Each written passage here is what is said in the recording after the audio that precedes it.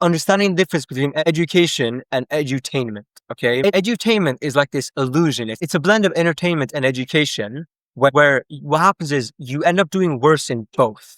Okay? Because entertainment and education are actually opposites. If you try to multitask and do both at the same time, you end up doing worse in both, okay?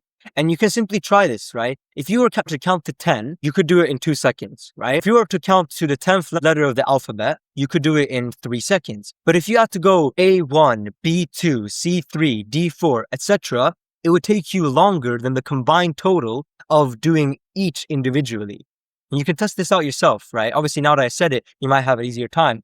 But I actually tried this myself.